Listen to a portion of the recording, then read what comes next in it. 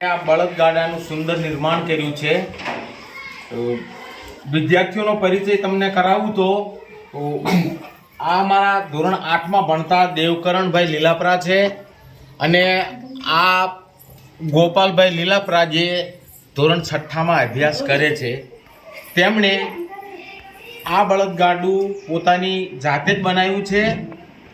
તેની અંદર ફક્ત ને ફક્ત માટી, સિમેન્ટ, થોડો રંગ અને પાણી આટલી જ વસ્તુ લઈ અને આ બળદગાડાની સર્જનાત્મક પ્રવૃત્તિનું નિર્માણ કરેલું છે.